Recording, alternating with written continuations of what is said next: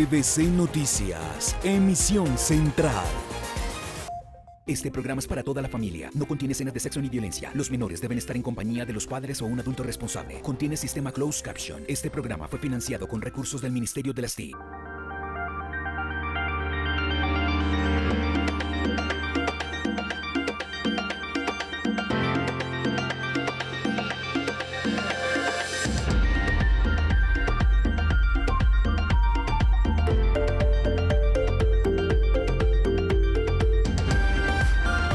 RTVC Noticias, emisión central. Polémica decisión. Un juez envió a casa por cárcel a un hombre que le prendió fuego a su pareja y le causó graves heridas. La familia de la víctima vive horas de angustia y mucha indignación. Y otra decisión judicial que ha generado muchas reacciones. Libre el presunto asesino del teniente Vallejo porque fue agredido a patadas cuando estaba capturado. El hombre tiene un amplio prontuario judicial. Crece la indignación por los dos jóvenes asesinados en Tibú, uno de ellos menor de edad, luego de cometer un robo. Rechazo del fiscal, el presidente de la República y organismos internacionales. Atención a este reporte de UNICEF. Dice que cerca de 19.000 niños migrantes han atravesado a pie este año por la peligrosa selva del Darién, entre Colombia y Panamá. Se agudiza la crisis sanitaria de las comunidades indígenas que se encuentran en el Parque Nacional en Bogotá. En las últimas horas, 4 niños tuvieron que ser trasladados a unidades de cuidados intensivos por problemas respiratorios. Información en directo, en minutos. En el Valle de Aburrá se presentarán retrasos con la recolección de basuras, así lo afirmó en varias tras el derrumbe que tiene bloqueada la vía Medellín-Costa Atlántica. En minutos ampliamos por RTVC Noticias, conectados 24/7. Y no para la polémica por decisión de una IPS que canceló la eutanasia de Marta Sepúlveda, la mujer que sufre una grave enfermedad neurodegenerativa. Les contamos en qué va el caso. En el mundo, al menos 6 muertos y más de una decena de heridos dejó un atentado con carro bomba en Siria. Y hay una buena noticia en la lucha contra el COVID, resultados positivos en un fármaco para tratarlo. Y en deportes, David Ospina es la gran figura de la selección Colombia en esta fecha de eliminatorias. Gracias a sus atajadas, la selección ha podido sumar 2 puntos en los últimos encuentros. Además, hasta recibió elogios del técnico de Brasil, Tite. Por otro lado, Alemania ya se clasificó al Mundial para el próximo año, en donde también el anfitrión Qatar tiene un cupo asegurado. Todo esto y más en la información deportiva. Los espero más adelante. Y en Cultura vamos a estar hablando de la exposición del artista plástico colombiano Oscar Murillo, que estará expuesta hasta el próximo año en la Universidad Nacional de Colombia.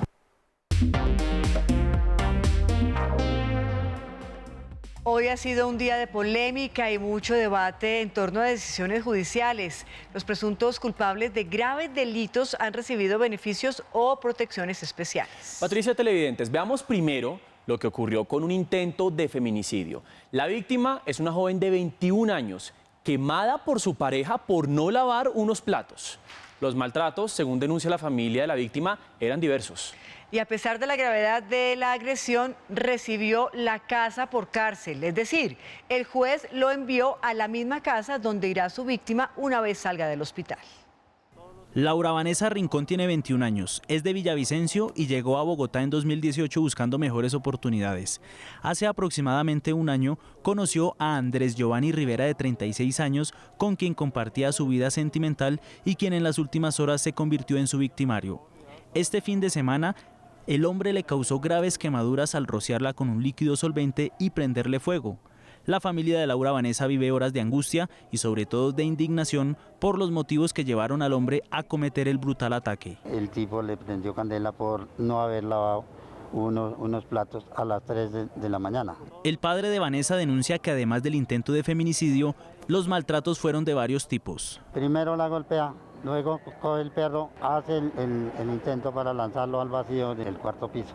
Entonces ella se va, le quita el perro, se entra y él entra más furioso y coge un tiner que por allá tenían, le rocea, abre las llaves de la estufa donde cocinaban, luego prende el mechero para que se hiciera conflagración en toda la parte de la cocina. A pesar de tener varias pruebas de lo ocurrido, un juez decidió enviar al hombre a prisión domiciliaria, acción que el distrito y la familia rechazaron contundentemente. La impunidad incita a más violencia e inseguridad. ¿Qué espera? ¿Que la reciban en la casa si se salva? Por ello, la Secretaría de la Mujer asignó una abogada al caso que se encargará de representar a la víctima y otorgará acompañamiento psicológico a Vanessa y a su familia.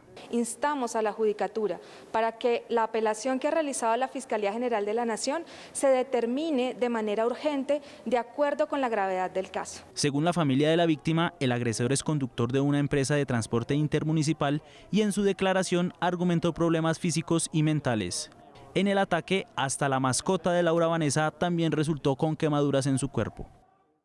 Y la otra decisión polémica es en la investigación por el asesinato del teniente Juan Pablo Vallejo. Un juez dejó en libertad al presunto homicida porque tras el procedimiento de captura, el capturado fue agredido a patadas. El policía que causó esta agresión ya es investigado, pero ahora el problema es que está en la calle un hombre con un peligroso prontuario judicial.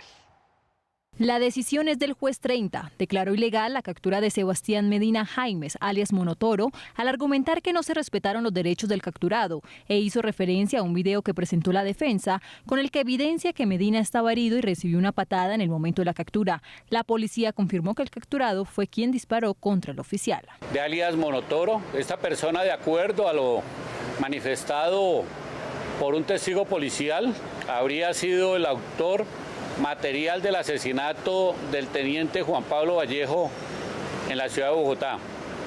Al parecer y de acuerdo a lo que tenemos, se fundamenta en un procedimiento de abuso policial posteriormente a la captura del mismo. Los hechos ocurrieron en este punto del barrio San Luis, en los Cerros Orientales, donde habría llegado un equipo judicial para investigar el homicidio de un joven que acampaba muy cerca al sendero peatonal de Monserrate 2 días atrás. Fueron recibidos a tiros por varios delincuentes. En medio del intercambio de disparos, un fiscal de la unidad de vida salió herido e igualmente el teniente Vallejo, de 25 años, quien fue trasladado al Hospital San Ignacio, donde llegó sin signos vitales. La persona capturada, según las autoridades, tiene un amplio prontuario criminal. La persona capturada tiene antecedentes por delito de tentativa de homicidio, porte ilegal, fuga de presos y delitos sexuales. El policía, que según el video le habría propinado una patada al capturado, ya es investigado. Igualmente se realiza la apertura correspondiente disciplinaria que haya lugar contra el funcionario que comete este hecho inapropiado en procedimiento policial. La policía y la fiscalía trabajan para presentar de nuevo el material probatorio con el fin de expedir de nuevo la orden de captura. Pues hablamos con expertos sobre estas decisiones judiciales. Hay coincidencia en apoyar al juez que dejó libre al presunto asesino del oficial de policía y rechazo a la decisión en el intento de feminicidio. Son dos casos en los que las decisiones de los jueces generaron un intenso debate. Algunas personas, por ejemplo, comparten la opinión del concejal Rojas de Bogotá. Casi el mismo día, un juez le da prisión domiciliaria a un hombre que quema a su pareja y otro juez deja en libertad al asesino del teniente de la policía, Juan Pablo Vallejo. Mi pregunta es, ¿por qué la reforma a la justicia no es un tema central de esta campaña? Sectores políticos se preguntan por los derechos de las víctimas en casos como este. Insistiremos en reformar la justicia. No puede ser que jueces sigan dejando libres a criminales de la peor calaña. ¿Dónde quedan los derechos y garantías de las víctimas y sus familias? Dos juristas analizaron la decisión del juez 30 de Garantías de Bogotá para RTVC Noticias. Coinciden en darle la razón al funcionario judicial. Por más grave que haya sido el delito, no ha perdido su dignidad, ni mucho menos su condición de persona, y por ende la Policía Nacional no puede agredirlo ni puede golpearlo. Si la persona es temible, tiene antecedentes, o si de alguna manera es un gran delincuente, pues no se les pueden suspender esos derechos fundamentales. Contrario a lo que ocurre en el caso de Laura Daniela, quien fue agredida con un agente químico. Dicen que debe ser castigado el agresor sin ninguna justificación y que la fiscalía debe argumentar mejor durante las audiencias. La persona que agrede a otra por su género pues seguramente se constituye en un peligro para la comunidad. Y la Fiscalía General de la Nación no solamente debe demostrar que esta persona debe estar privada de su libertad, sino además que el único lugar posible para tenerlo privado de la libertad es un establecimiento carcelario. En ambos casos, los abogados aseguraron que los procedimientos continúan y que la Fiscalía debe presentar nuevos elementos para pedir cárcel física a los implicados. Y a propósito de ese caso que les contamos al inicio de la emisión, la mujer quemada por no lavar unos platos, la violencia de género es un problema que enfrentan miles de mujeres cada día. Pero veamos qué dicen las cifras, Patricia. Mateo y televidentes, miren, según la más reciente encuesta Pulso Social del DANE, del total de mujeres violentadas en el país, el 26,7% ha sido ejercida por su pareja o por su expareja. Además, el peligro más constante se encuentra ahí donde viven, en la casa, pues el 35,6% ha sido ejercida realmente por un familiar. Es importante recalcar que estos comportamientos violentos se han incrementado, por supuesto, durante la pandemia, pues el 43,5% de mujeres dijeron que tras el aislamiento estos ataques se volvieron cada día más frecuentes y un 36% han dicho que es la misma violencia que incluso vivían antes del COVID-19. Esto quiere decir que el 79,5% de mujeres fueron violentadas igual o peor que antes de la pandemia. Expertas en la protección de la mujer aseguran que denunciar estos casos es importante para recibir la ayuda temprana de las autoridades. Según la organización Change.org, las cifras de maltrato hacia la mujer en Colombia son alarmantes. En 2021, 15.239 han sido golpeadas por su pareja, 10.392 fueron víctimas de violencia interpersonal y 5.620 denunciaron agresiones en su propio hogar. En el primer semestre de este año sucedieron 44 feminicidios, lo que significó un aumento del 30% en comparación con el año 2020. Las afectaciones son evidentemente físicas, pero también emocionales. Y en el relacionamiento con la sociedad, no es fácil volver a una sociedad que te ha puesto en riesgo y donde no encontraste protección. Y en Bogotá, lo ocurrido con Laura Vanessa se suma a la lista de los 21.174 casos de violencia intrafamiliar. Las autoridades hicieron un llamado. Es una mujer que venía de un ciclo de violencia, ya había alertado al Estado sobre su situación y frente a la cual hay que hacer un balance de cuál había sido la respuesta estatal, tanto en medidas de protección como en acompañamiento psicosocial. La Secretaría Distrital de la Mujer tiene disponibles líneas de orientación y escucha para la prevención de casos de violencia contra la mujer. Y hoy es un día para reflexionar también en torno a la violencia contra las niñas. El 67% de las víctimas de violencia atendidas en el ICBF son niñas y adolescentes mujeres. Hoy se conmemora el Día de la Lucha por la Protección y los Derechos de nuestras niñas. Entre enero y agosto de 2021, el ICBF abrió un total de 23.968 procesos de restablecimiento de derechos para niños, niñas y adolescentes por violencia. El 83% de los casos de violencia sexual que abrimos mediante procesos administrativos de restablecimiento de derechos es contra niñas. Esto significa que hay una efectiva violencia de género contra las mujeres. El 52% de los niños y niñas entre 6 y 13 años atendidos en los programas de prevención del ICBF son de sexo femenino y al final del año se esperan sean más de 94.000. Tenemos que entender que no es normal que las mujeres construyan sus proyectos de vida en el marco del miedo. Para Lina Arbeláez, la violencia de género es persistente y sistemática y precisó que es evidente la normalización por parte de la sociedad en conductas que ponen a las niñas en grandes desventajas. Necesitamos entender el valor y la importancia de la mujer en Colombia.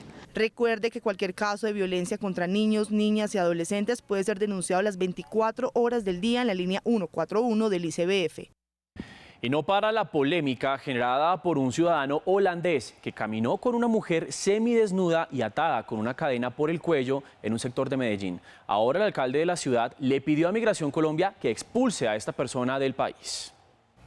El pasado sábado, en inmediaciones del Parque Lleras, un presunto acto de exhibicionismo generó molestias a comerciantes y ciudadanos del poblado. En videos aficionados se ve como una mujer camina semidesnuda por las calles, mientras un hombre de nacionalidad holandesa la lleva atada con una cadena por el cuello. Viene aquí un extranjero, como lo ven ahí, y pasea a esa mujer en bola por toda la carrera 35. Pues sí, exacto, amarrado. O sea, ¿qué es esta desfachatez? Ante el hecho, el alcalde de la ciudad se mostró molesto y pidió a Migración Colombia la expulsión del holandés. Las mujeres de Medellín se respetan y a Medellín se respeta. Por eso estamos pidiendo que este extranjero sea expulsado del país, porque esa persona no le hace bien al país, no le hace bien a Medellín. Esa no es la fama que queremos para la ciudad. Además, advirtió sobre las medidas que están siendo ejecutadas para la recuperación del sector. Encontramos muchas dificultades, encontramos prostitución, trata de blancas, abuso de menores, y por eso pusimos un toque de queda para menores entre las 7 de la mañana y las 5 de la mañana. Después de varios minutos de discusión, la policía de Medellín impuso comparendos de 16 salarios mínimos mensuales legales vigentes a las personas involucradas en el hecho. Indignante. Y seguimos en las regiones porque en Pasto no paran las celebraciones por la liberación de la hermana Gloria Cecilia Narváez. Una misa reunió a la comunidad de las franciscanas y a todos sus amigos para agradecer su regreso a la libertad. Allí, entre pruebas de la fe que por años tuvieron los feligreses y compañeras de la hermana Gloria Cecilia Narváez, se celebró su regreso a la libertad. Ganas de abrazarla, pero tampoco soy consciente que no lo podía hacer. Pero lo único que me importa es que ella está gozando de la libertad. Gracias a la tecnología pudieron comunicarse con ella por unos minutos de manera privada y al otro lado del océano se desbordó la felicidad. La alegría y el gusto eran míos, porque ya escucharla, que ella me reconozca y aunque sea atrás de pantalla volverla a ver, es emocionante. Las imágenes que llegaron desde Malí y desde el Vaticano en su visita al Papa fueron pruebas de que sus oraciones trajeron la gracia divina sobre Gloria Cecilia, aunque la ven diferente. La veo muy acabada, bastante delgada. En Pasto esperan que la protagonista de la felicidad por estos días regrese pronto al país para que su comunidad pueda recibirla después de su inolvidable prueba de fe. La familia de Marta Sepúlveda, la mujer que decidió aplicarse la eutanasia y cuya decisión fue reversada por una IPS, dijo que la mujer sigue en su lucha para morir dignamente. En las últimas horas, la Corte publicó un fallo que amplió la eutanasia a pacientes no terminales. El documento de 153 páginas aportará seguramente nuevos elementos a este debate. Según Incodol, el desconocimiento de la sentencia C-233 de 2021 es una de las razones para haber reversado la decisión de la eutanasia de Marta Sepúlveda. No tenemos un texto por escrito y por lo tanto no sabemos cómo va a cambiar la sentencia el actuar médico dentro de las instituciones prestadoras de salud. Desde el Comité Médico del Instituto, la decisión de avalar o no este tipo de procedimientos se basa en la resolución 971. Hasta ahora el Ministerio de Salud y Protección Social no nos ha dado un nuevo protocolo de atención. La IPS asegura que ni el Ministerio de Salud, ni la Iglesia, ni otros entes políticos influyeron en la decisión. La decisión del comité se tomó después de un análisis clínico de las condiciones de la paciente. Los abogados que llevan el caso de Marta dicen que aún no encuentran explicación a la nueva decisión. No nos es posible saber cuáles son las verdaderas razones detrás de esta decisión arbitraria e ilegal. Ellos afirman que con el caso de Marta fue realizada una acción ilegal. Atención a esta revelación de UNICEF. Advirtió que cerca de 19.000 niños migrantes han atravesado a pie este año por la inhóspita y peligrosa selva del Darién, entre Colombia y Panamá, en su ruta hacia Estados Unidos. Algunos lo han hecho solos. El fenómeno migratorio tiene varias caras y una de ellas es la de los niños y adolescentes que deben arriesgar sus vidas con sus familias o en soledad para atravesar zonas tan peligrosas como el tapón del Darién. Según el Fondo de las Naciones Unidas para la Infancia, UNICEF, el número de niños ha alcanzado su máximo histórico en lo que va corrido del año. 19.000 han atravesado esta peligrosa zona selvática de 266 kilómetros que separa a Colombia de Panamá y que se ha convertido en corredor para los migrantes que intentan cruzar de Sudamérica a Centroamérica en su camino hacia Estados Unidos. La cifra es casi 3 veces más grande que la registrada en los últimos 5 años. UNICEF alertó hoy sobre los enormes peligros a los que se enfrentan estos niños en la travesía por la espesa selva donde hay animales salvajes, insectos y malezas. Pero no solo esto, muchos están expuestos a las bandas criminales que dominan la zona y los roban o extorsionan. Además, entre enero y septiembre de este año se han registrado al menos 20 casos de abuso sexual de niñas y adolescentes. Muchos sufren diarreas, enfermedades respiratorias, deshidratación y otras dolencias que requieren atención médica inmediata. Por eso, semana a semana, lamentablemente muchos de ellos mueren en este peligroso viaje. De hecho, al menos 153 menores han viajado sin compañía de un adulto o progenitor, u otros en algunos casos quedan huérfanos durante la travesía. UNICEF hizo un llamado a los gobiernos a garantizar la protección de los menores durante su viaje por el Darién y a coordinar una respuesta humanitaria entre todos los países involucrados para afrontar la grave crisis humanitaria que se extiende por toda la región. Y a propósito de niñez en riesgo, en el Parque Nacional de Bogotá cada vez son más los niños de las familias indígenas en Vera que adquieren enfermedades respiratorias. Situación en ese punto, exactamente conectamos para saberla con John López. John, muy buenas noches, adelante. Hola Patricia, muy buenas noches. La situación aquí en el Parque Nacional cada vez se agudiza más, sobre todo en materia de salubridad. Y eso tiene que ver mucho con las fuertes lluvias que han caído en la capital del país en las últimas horas y que han generado algunos focos de enfermedades. Mire, la primera de ellas es esta. En gran parte del Parque Nacional se encuentran represamientos de agua como este, lo que ha generado cuadros virales en los niños y situaciones severas de gastroenteritis. Por otra parte, es esta situación, la que les voy a mostrar a continuación. Las comunidades indígenas sacan su ropa intentando secarlas, pero en ningún momento del día la ropa se seca, por eso ellos tienen que poner la ropa mojada sobre sus cuerpos y esto ha aumentado las enfermedades respiratorias, pero también las enfermedades cutáneas. Y la tercera situación, que es tal vez una de las más básicas, tiene que ver con esto, con el simple hecho de poder generar algunas hogueras para consumir los alimentos, pero hoy es prácticamente imposible porque la leña se encuentra así, de esta forma, mojada. Y eso sin contar con la dramática situación de salud que están viviendo cerca de 500 niños que se encuentran aquí en el Parque Nacional y mujeres embarazadas en las últimas horas. Un dato dramático y lamentable. 4 niños tuvieron que ser trasladados a unidades de cuidados intensivos. Veamos. 1.500 indígenas en Vera permanecen a la espera de una mesa de diálogo donde puedan dar a conocer todas sus necesidades. Dicen que por ahora no hay respuesta a sus peticiones. Dicen los líderes que 80 de los 500 niños que se encuentran en el lugar ya presentan síntomas respiratorios y problemas gastrointestinales. 4 de ellos se debaten entre la vida y la muerte. Más de 70 niños atendidos, toditos con un tema de diarrea, fiebre, gripas. Más de 4 niños entre 0 y 6 meses que han salido por temas respiratorios graves y se encuentran en UCI. En las últimas horas, 2 mujeres en Vera dieron a luz en pleno parque. Otras 3 tuvieron que ser trasladadas de urgencia por riesgo de aborto. Tengo 8 meses de embarazo y comencé a sentir mareos y fuerte dolor de cabeza. También comencé a sangrar, por eso me van a llevar a un hospital porque no quiero perder a mi bebé. Las fuertes lluvias que han azotado a la capital del país en los últimos días aumentan la crítica situación que viven las comunidades indígenas. Tenemos casos de tuberculosis ya identificados acá. 2 que ya se encuentran trasladados en clínica o hospital. La atención médica que reciben, que según los líderes es poca, es suministrada por Profamilia y un grupo de voluntarios. Sigue la indignación por el asesinato de 2 personas, una de ellas menor de edad, señaladas de robar en un comercio de Tibú, allá en norte de Santander. Desde el presidente de la República hasta organismos internacionales se refirieron a este caso. Ofrecen 100 millones de pesos a quien suministre información. Cada vez son más las voces que se suman a la indignación y pedido de justicia por el caso del doble asesinato.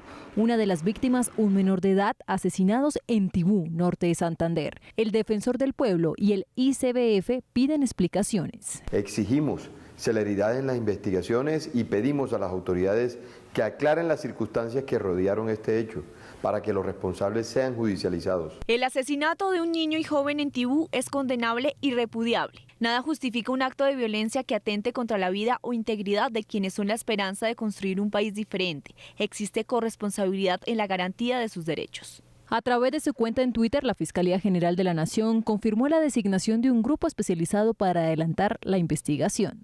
El presidente Iván Duque anuncia acciones contra estructuras criminales. Este tipo de situaciones duelen y duelen mucho cuando se trata de actos tan fratricidas, por llamarlo así.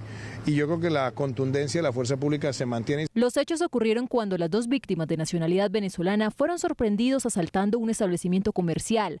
Esas dos personas fueron retenidas por la ciudadanía por varios minutos, según ellos, mientras llegaban las autoridades. Lamentablemente hicimos lo que pudimos por ellos. El segundo intento de llevárselos, ya lamentablemente no pudimos hacer más nada, ya nos llegaron con armas en mano. Un hombre quien viste una camisa negra y armado genera que las personas se dispersen. En otro video se ve cuando salen con las personas que son señaladas del hurto. Los cuerpos fueron encontrados en la zona rural del municipio. Hemos abierto una investigación disciplinaria interna con carácter de prioridad. De la misma manera hemos pedido a la justicia penal militar que investigue desde su competencia. Organismos internacionales repudiaron el hecho. UNICEF lamentó que los menores estén afectados de manera desproporcionada por el conflicto armado. Los constantes derrumbes en la vía Medellín-La Costa, en el sector de Copacabana, tienen en emergencia a la región. En las últimas horas se anunciaron retrasos en la recolección de basuras. Daniel Cañas, muy buenas noches. Adelante con su informe. Patricia, ¿qué tal? Buenas noches para usted y para todos los televidentes. Una de las soluciones más prontas que en varias estaba solicitando era la apertura de al menos un carril de manera provisional y también regulado en estas horas críticas que ha venido teniendo esta vía importante nacional aquí en el departamento de Antioquia. Al respecto, ante los retrasos que se pueden presentar con la recolección de residuos en el Valle de Aburrá, habla el gerente de Envarias. Esto debido a la emergencia que se ha presentado por el derrumbe que existe a la altura de Copacabana en la ruta que va hacia el relleno sanitario La Pradera. Les estaremos informando también de la incidencia y el desarrollo de la operación como tal en todos nuestros canales virtuales y de comunicación. La caravana en la que viajaba el gobernador del Meta, Juan Guillermo Zuluaga, fue atacada con explosivos mientras hacía un recorrido por el sector conocido como El Jardín, en La Macarena, una zona ocupada en el pasado por las desaparecidas FARC. Detonaron explosivos al paso de la caravana oficial y hasta el momento no han sido reportadas personas heridas. Que las tumban de la moto para quitarle su bolso, poniendo en riesgo a las mujeres. Y hablamos de las curules para las víctimas, porque hoy se conoció que los militares víctimas del conflicto armado en Colombia podrán ser parte de las 16 jurisdicciones especiales. El gobierno acaba de expedir el decreto de reglamentación. Actualmente se encuentran registradas en el país 9.177.000 víctimas del conflicto, de los que hacen parte en gran porcentaje militares y miembros de la fuerza pública. Son casi 280.000, son víctimas del Ejército Nacional, están reconocidas allí en el registro. La dirección de la Unidad para las Víctimas explicó que se han hecho todos los procesos de verificación y expedición de certificados con miras a las elecciones que permitan ocupar las 16 curules especiales de paz. Para que puedan ser postulados, tienen que ser postulados o por unidades de víctimas o por organizaciones sociales. Los funcionarios explicaron el proceso de atención a las víctimas del conflicto y sostuvieron que el gobierno ha tenido garantías políticas para ellas. Las mesas nacionales, las mesas departamentales, las mesas municipales elegidas democráticamente y con toda la interlocución que se necesita. También ha dado garantías para no revictimizarlas. Hemos estado facilitando para que los bienes mal habidos de las FARC vayan a manos en la forma de reparaciones para las víctimas. El gobierno Duque recientemente se comprometió a focalizar también sus esfuerzos en la política de las víctimas que se encuentran en el exterior. Hablamos ahora de salud y tenemos buenas noticias porque es que siguen en descenso las cifras en torno al COVID-19. Revisemos inmediatamente en nuestra pantalla. Hoy se reportan 1.089 casos nuevos y por otra parte el número de personas fallecidas en las últimas 24 horas asciende a 32. Los casos activos presentan una importante disminución después de varios días, hoy con 13.974 casos. Una de cada 20 pruebas que se realizan es positiva. Vamos ahora a revisar las cifras en torno a la vacunación a nivel nacional. En Colombia han sido suministradas 42.885.532 dosis contra el COVID-19. Y también hay que resaltar que 18.501.504 personas ya tienen su esquema completo de inmunización. Y a buen ritmo avanza la aplicación de terceras dosis. Ya tenemos 28.917 terceras dosis aplicadas. Inició la jornada de intensificación de vacunas COVID-19 en el departamento de Córdoba, donde se espera aplicar 4.000 dosis diarias. Estamos buscando que las EPS de mayor presencia en las entidades territoriales apadrinen las ciudades más grandes y consoliden estrategias que mejoren e intensifiquen el proceso de vacunación en esos territorios. En Cali se hace un llamado a las personas para completar los esquemas de inmunización e insisten en la efectividad de la vacuna AstraZeneca, de las cuales ya han sido aplicadas más de 165.000 en la ciudad. Una persona que haya recibido la primera dosis, a los 28 días ya puede recibir la segunda dosis. En Santander, más del 45% de menores entre los 12 y 15 años han recibido la primera dosis contra el COVID-19.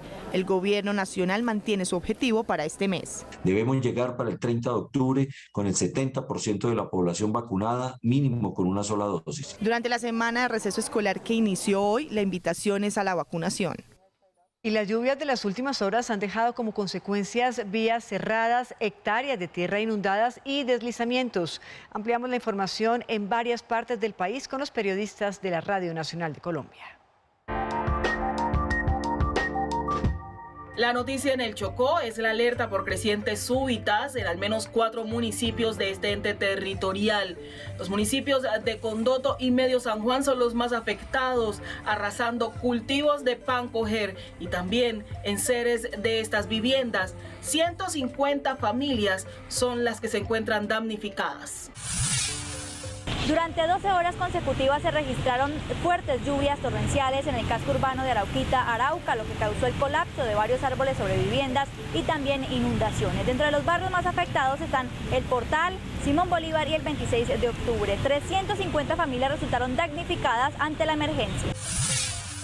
Y en la isla de San Andrés, más de 2.500 familias que han sido afectadas por el paso del huracán Iota aún están a la espera de ser incluidos en el censo único de damnificados por parte de la gobernación del departamento. Ellos esperan que antes de que se cumpla el primer año puedan recibir la ayuda necesaria para solucionar el problema de vivienda.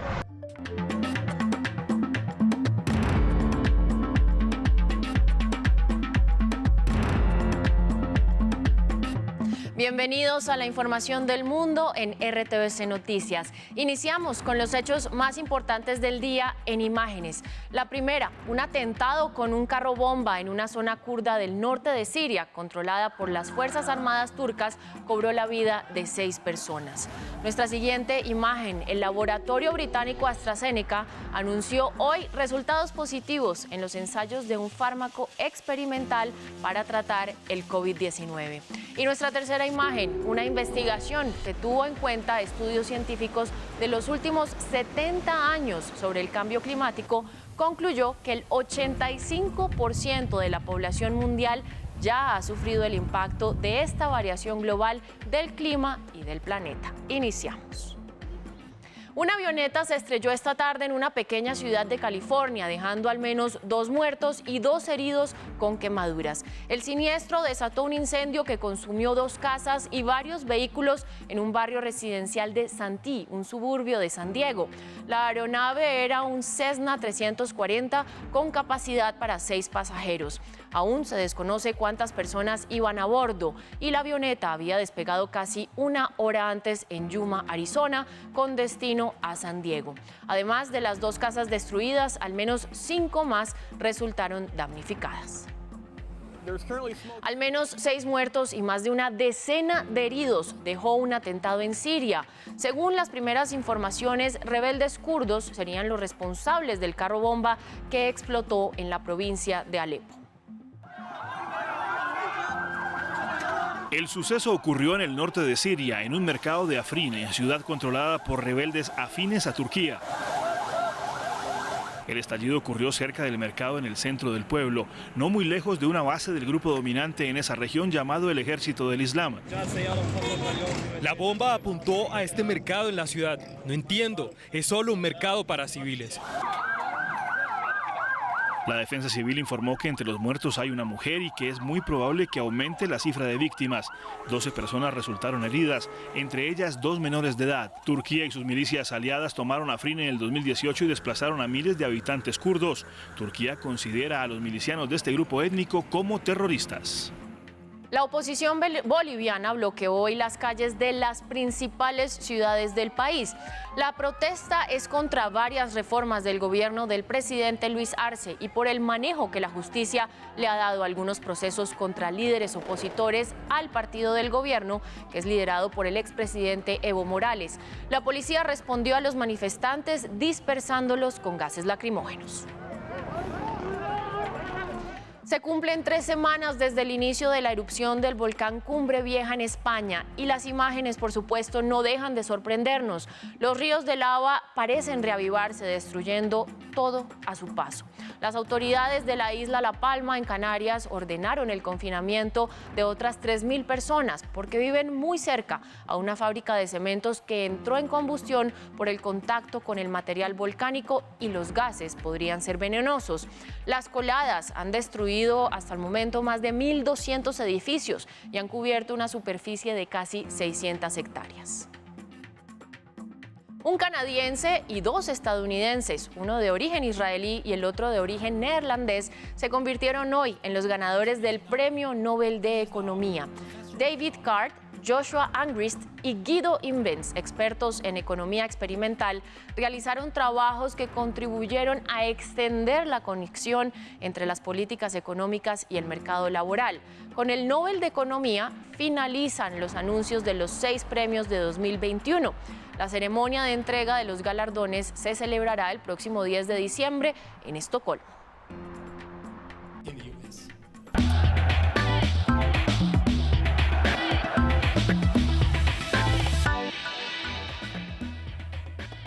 Momento de los deportes y por supuesto hay que saludar a nuestra compañera queridísima Vanessa Palacio. Vané, yo creo que es necesario, es importantísimo hablar de ese partido de ayer tan emocionante de nuestra selección con Brasil. Bueno, pues detuvimos esa racha ganadora, pero pues finalmente un empate.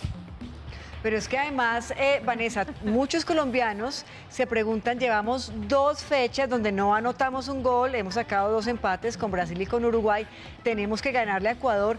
¿Será que pedaleando así de despacio sí vamos a llegar a Qatar 2022?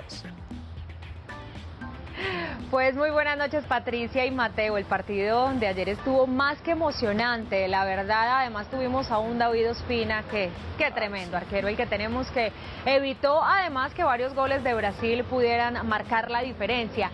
Pero miren, las eliminatorias sudamericanas son las más apretadas de todo el mundo. Siempre decimos que además es esa disputa, esa pelea. Ya en Europa, por ejemplo, Alemania está clasificada, pero no, por nuestro lado las cosas cambian fecha tras fecha, la tabla de posiciones, que ahora más adelante la vamos a ver. Para mí rescato muchísimo estos 2 puntos, porque a pesar de lo que ustedes dicen, que tienen toda la razón, que son 2 empates, pues ante esos rivales era importante no perder. Y no estoy siendo mediocre, simplemente estoy viendo a los rivales y a lo que podía pasar con ellos en esas plazas, tanto en Uruguay como con Brasil en Barranquilla. Pero lo cierto es que todo esto va a valer la pena si le podemos ganar a Ecuador y ahí sí ajustar un poquito la caja. Pero veamos entonces qué fue lo que dejó este partido y la gran figura, David Ospina. Es el mejor arquero de la historia de la selección Colombia. Está muy poco de consagrarse con estas atajadas que dan puntos y que deberían celebrarse como goles. Hasta el técnico brasileño lo elogió. Tuvimos 5 oportunidades, 2 muy claras y Ospina salvó. Es el primer partido eliminatorio en el que Brasil no anota, lo que aumenta el valor de lo hecho por Ospina. Primera vez desde hace 4 años que termina en 0, que no logra gol con toda la eficacia que tiene. Colombia presionó alto y Brasil con toda su técnica siempre supo salir del área, pero la finalización encontró una muralla. Creamos espacios, articulamos, pero a la hora de finalizar nos encontramos Ospina salvando. Y este empate justo tomará tintes de oro si se gana este jueves. Este punto va a tener mucho más valor si ganamos contra Ecuador. Ospina ha sacado los 2 puntos de estas fechas. Pudieron ser 6, pero esto es fútbol y no solo hay que mantener el arco propio en 0, sino anotar en el otro. El jueves tendrá que ser de arcos abiertos para que todo valga la pena. Y así es, porque queríamos la victoria ante Brasil porque se podía dar. Todos estábamos haciendo fuerza porque Colombia tuvo opciones. Pero bueno, ya nos quedamos con estos 2 puntos. ¿Qué se viene? El próximo rival, Ecuador, que como lo decíamos en el informe y como ya se los comentaba, pues es la forma de ajustar caja. Pero somos tan de buenas los colombianos, somos tan de buenas con la selección de Reinaldo Rueda, porque miren ustedes, en esta fecha de eliminatorias, en la segunda de esta triple jornada, pues necesitábamos algunos resultados y todos se dieron por los equipos que estaban con esa intención de avanzar, la intención de Paraguay, la intención de Perú y también de Ecuador, y tuvieron resultados que nos favorecieron. Una derrota que preocupa a los 3 millones de uruguayos, menos algunos. Lo que más me preocupa, que mi familia esté bien. Y para salir del bache parece que la táctica está afuera de la cancha. Hay que cerrar los esfínteres, todo, y el principal es la boca. Los partidos se pierden por detalles. Cueva podía jugar fácil hacia afuera, perdió la pelota y le tocó a Perú sacarla del arco propio. En un descuido, por detalles, se terminó perdiendo el partido por detalles, lamentablemente. Y hay errores que duelen y cuestan, y mucho más pensando en lo que viene para Ecuador. Para el partido de Colombia, que entiendo que va a ser un partido físico. Yo creo que lamentablemente los errores nos privaron de sumar los puntos que nosotros necesitábamos para tratar de llegar en la manera que nosotros queríamos llegar. Mirando la tabla de posiciones, entre el tercero y el octavo hay 6 puntos de diferencia, cuando restan 21 por jugar. Así que excepto Brasil y Argentina, todos deberán pelear por los 2 cupos que quedan, más el del repechaje.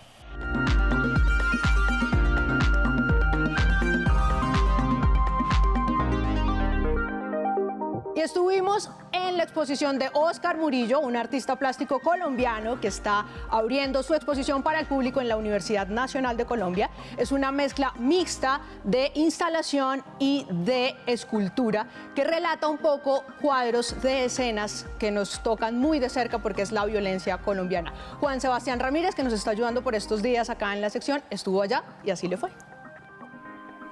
El Museo de Arte de la Universidad Nacional luce como la iglesia de Bojayá.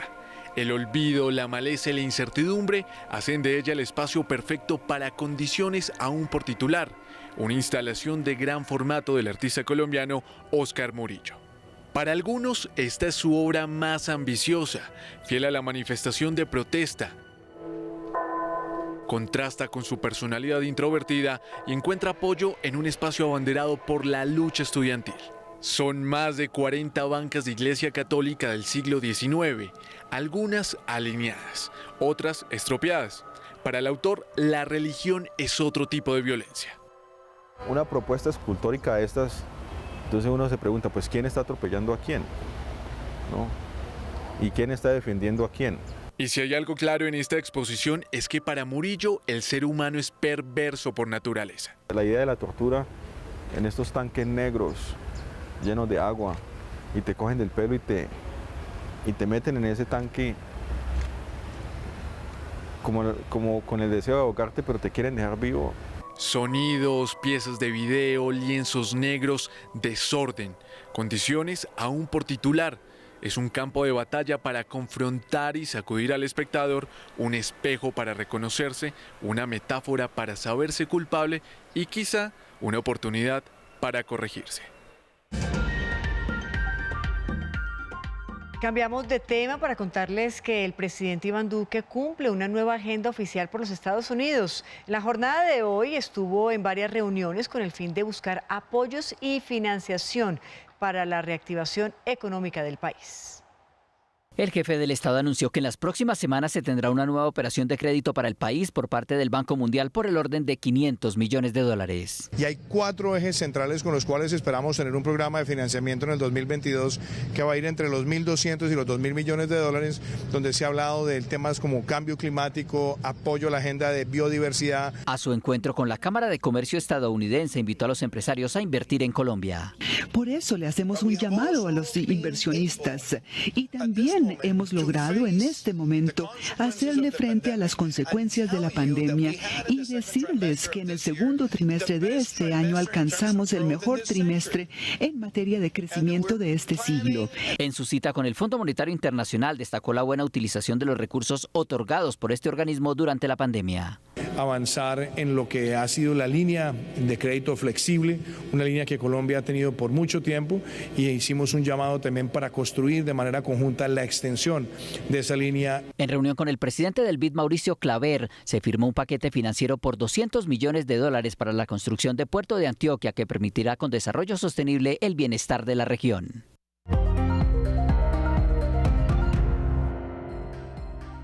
La TRM del día es de 3.765 pesos con 80 centavos. El dólar no se negoció hoy por ser el festivo del Día de la Raza en Estados Unidos.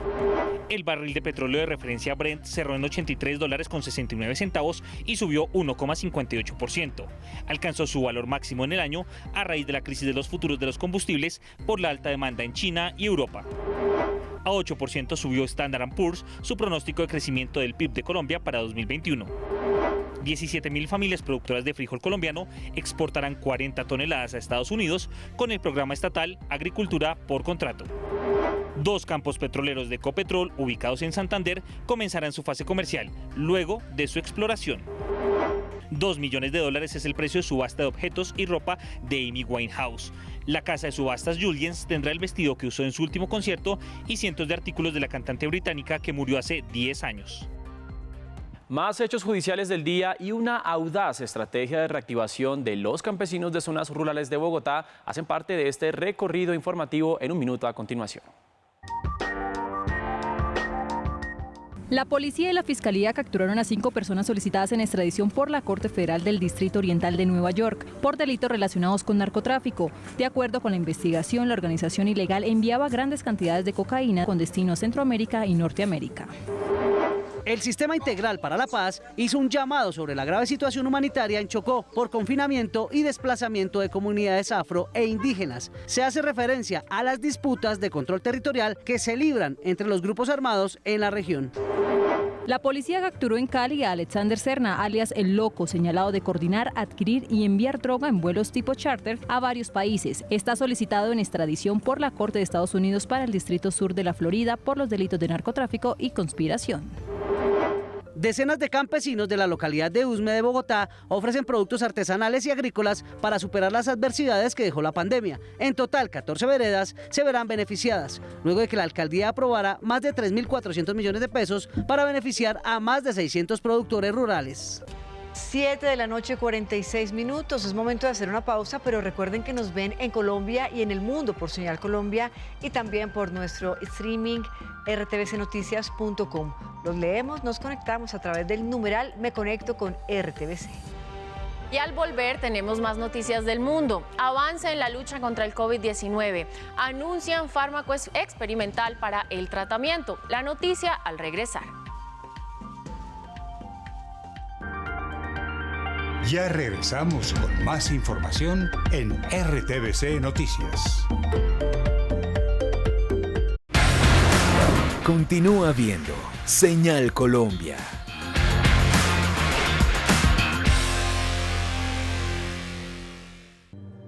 En este capítulo, nunca olvidarás que la música es la fuerza que mueve las emociones en el cine.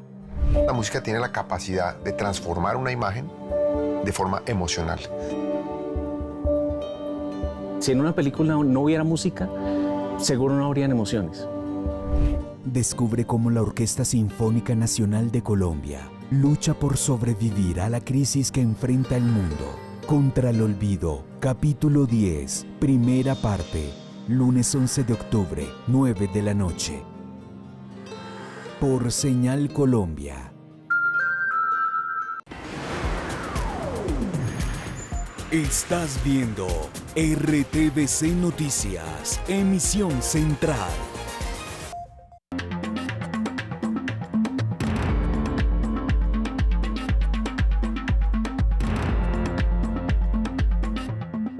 Regresamos con más información internacional. El laboratorio AstraZeneca anunció hoy resultados positivos en los ensayos de un fármaco experimental para tratar el COVID-19. Este también es inyectable y ayudaría a las personas que no generaron suficientes anticuerpos después de la vacunación actual.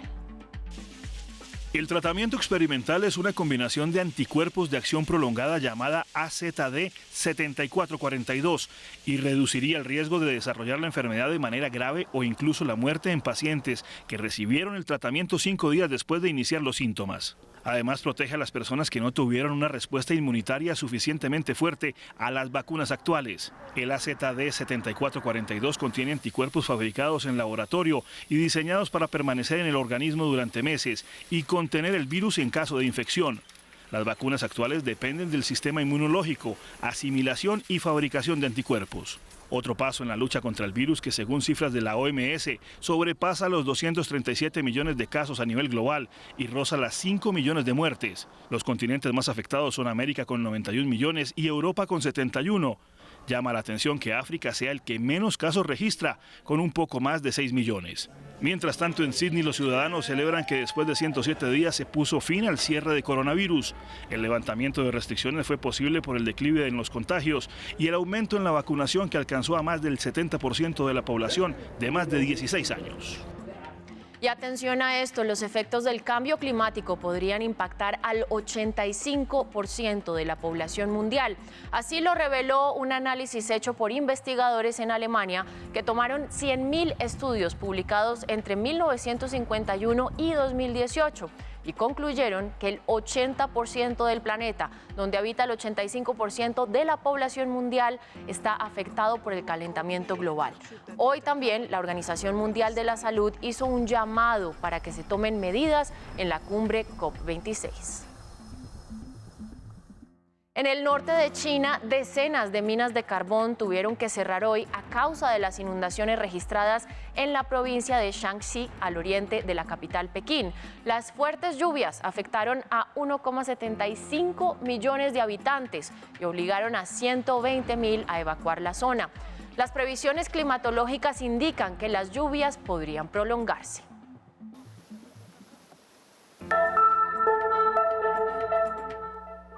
Momento de oportunidades en nuestra emisión central. Atención, bachilleres en Barrancabermeja. Ecopetrol, en articulación con el SENA, está otorgando 25 cupos para formarlos como tecnólogos de operación de plantas petroquímicas. En oportunidades para que bachilleres se formen como tecnólogos de operación de plantas petroquímicas en Barrancabermeja o sus alrededores, vaya a la página www.agenciapublicadeempleo.sena.edu.co. Allí debe dar clic sobre la sección Personas y luego ingresar en la parte inferior a Convocatorias Nacionales y escoger la oferta de Ecopetrol. Ojo, porque antes de empezar cualquier proceso debe crear un usuario y contraseña para registrar sus datos. Al ingresar le aparecerán las generalidades y requisitos como ser colombiano, demostrar titulación como bachiller, resultados de pruebas ICFES Saber 11, afiliación activa a Seguridad Social y certificado de territorialidad. Y pilas, porque es Ecopetrol en articulación con el SENA, quienes están ofreciendo 25 cupos con contrato de aprendizaje en su etapa lectiva y productiva. Recuerde que la convocatoria va hasta el 22 de octubre del 2021 y muy importante, si quiere seguir informado 24/7, nos encuentra en todas nuestras redes sociales como RTBC Noticias.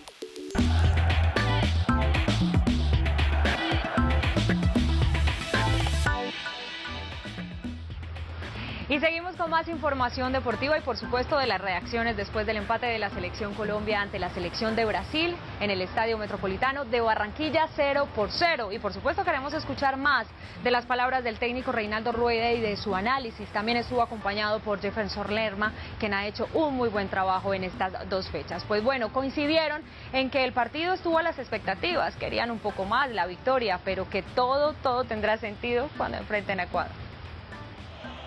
La selección Colombia empató a 0 goles ante Brasil en Barranquilla y es el primer equipo en esta eliminatoria que le roba puntos al pentacampeón mundial. Todos los que estuvieron hoy cumplieron en la medida de su momento, de lo que fue la interpretación del juego, de lo que era la tarea que cada uno debía de cumplir. El entrenador resaltó lo meritorio que es sostener el arco en cero ante Brasil. Si no me falla la memoria, creo que primera vez desde hace 4 años que que termina en 0, que no logra gol con toda la eficacia que tiene. Jefferson Lerma también reconoció la importancia del empate en el Metropolitano. Sabemos que Brasil lleva 9 partidos en línea consiguiendo victoria. Este partido le hemos arrebatado un punto que nos beneficia bastante. E insistió en que ante Ecuador hay que ganar. Este punto va a tener mucho más valor si ganamos contra Ecuador. El próximo partido del combinado nacional será fundamental, pues la diferencia con Ecuador es de solo un punto.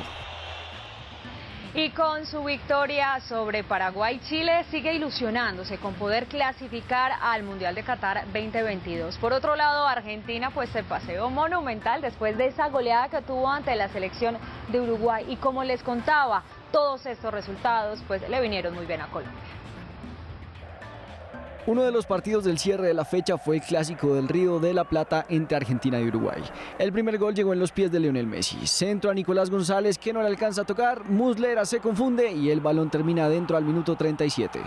En el minuto 42, pase de Messi que corta a un rival. Lautaro intenta la volea, se descacha y el que llega desde atrás es Rodrigo de Paul para aumentar la distancia en el cierre del primer tiempo.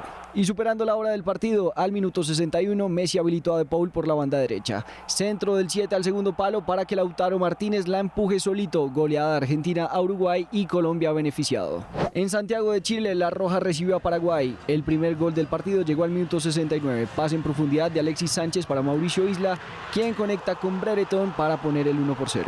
Y 3 minutos más tarde, Alexis Sánchez vuelve a encontrar a Isla, quien esta vez engancha con derecha y define con izquierda para sentenciar el 2-0. Pero ya tenemos uno que está tranquilito, que está clasificado, una selección que ya tiene su tiquete para el Mundial de Qatar 2022. Hablamos de la selección Alemania, que venció 4-0 a Macedonia del Norte y con esto pues ya tiene su cupo asegurado junto a Qatar por ser la selección anfitriona. Así que todos ya emocionados con este resultado y lo que pasó con esta clasificación, porque los teutones lograron ese abultado resultado gracias a los goles de Havertz, doblete de Wegner y uno más de Musiala. Y con esto consiguieron una categórica victoria que los deja con 21 puntos en la punta del grupo J de la clasificación europea, a falta de 2 fechas para terminar la fase de grupos. Alemania jugará por 20ª vez en el Mundial, consolidándose como la selección europea que jugó más veces en la fase final de una Copa del Mundo. En 12 mundiales subió al podio 8 veces con 4 campeonatos y 4 subcampeonatos.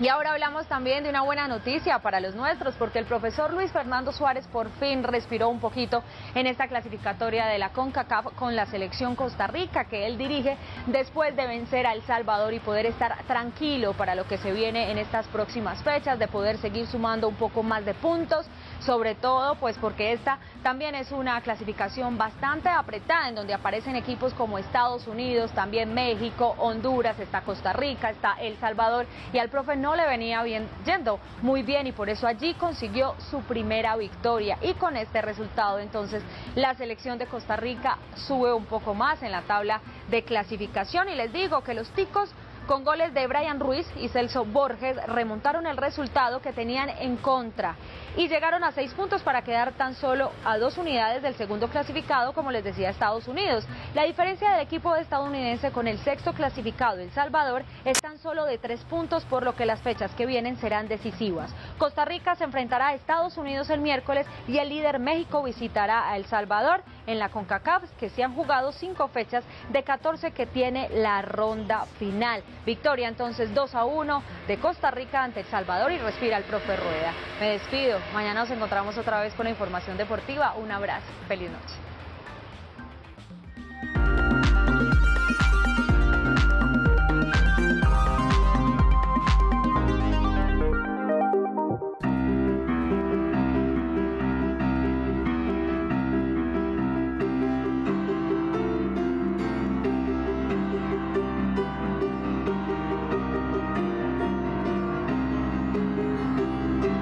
Una de esas preguntas clichés que le hacen a uno en las entrevistas de trabajo es ¿quién es su modelo a seguir? ¿Cuál es su referente? A eso yo siempre respondo igual, Leonard Bernstein, porque comparó a Bach con los Beatles y dijo que toda la música estaba pasada de moda menos el pop.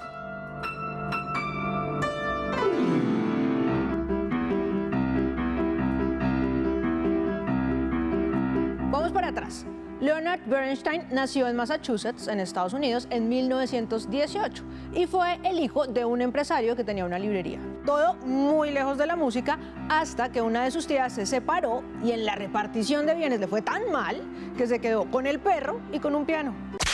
Como el marido se quedó con la casa, ella no tenía dónde poner el piano y lo dejó en la casa de los Bernstein. Leonard le dijo al papá que quería tomar clases y el señor le dijo que no, que él ya era lo bastante frágil y delicado como para que ahora se volviera pianista. Pero Leonard, muy avispado, comenzó a tomar clases y a enseñarle lo que aprendía a otros niños. Y con lo que esos niños le pagaban, él pagaba sus propias clases. Después, el papá se arrepintió y le pagó la universidad. Bernstein estudió en Boston y luego en Harvard. Así se volvió músico. Pero el momento más revelador fue una noche en 1937 en la que estuvo en un concierto de la Boston Symphony dirigida por Dimitri Mitropoulos.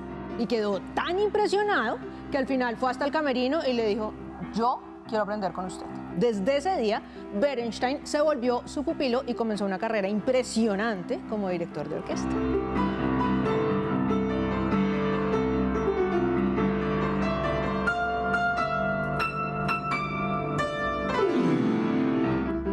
Recapitulemos. Leonard Bernstein fue pianista, director y compositor. Como compositor escribió una buena cantidad de música para orquesta, pero quizá su obra más famosa es un musical que se llama West Side Story, que es este que he estado tocando y que está inspirado en el amor imposible de Romeo y Julieta. Como todos los amores, porque díganme, ¿cuál no es imposible? Aunque sea un poquito. Pero bueno, el musical cuenta la historia de Tony y María y pasa en Nueva York. Tony es el líder de una pandilla que se llama los Jets, en la que todos son blancos y estadounidenses, y María es la hermana del líder de otra pandilla que se llama los Sharks, en la que todos son puertorriqueños. Las dos pandillas se detestan y por supuesto el amor de Tony y María está prohibido. Lo que hemos estado escuchando se llama América y suena cuando María y las otras mujeres de la pandilla de los Sharks quieren convencer a los hombres de que para los latinos vivir en Estados Unidos es la maravilla. Obvio, porque María está enamorada de un estadounidense y las convenció a todas. Ellas dicen, pagar a crédito es maravilloso. Y ellos responden, nos ven la cara de puertorriqueños y nos cobran el doble. Ellas dicen, tenemos una lavadora propia. Y ellos responden, ¿para lavar qué si no tenemos nada? ¡Quiero vivir en América!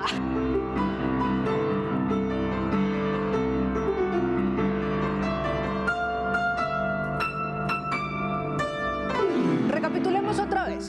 Leonard Bernstein fue un pianista, compositor, director y presentador de un programa de televisión que se llamaba Conciertos para Jóvenes. En ese programa le contaba a la gente la vida de los compositores y les ayudaba a entender la música.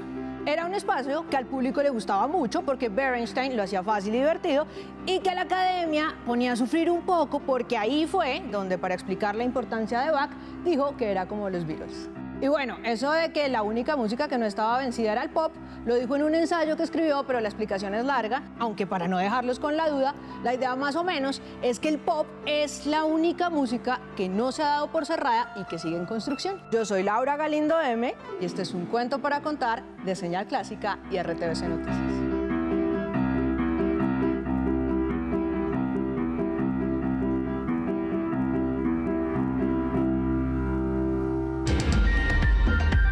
RTVC Noticias, emisión central.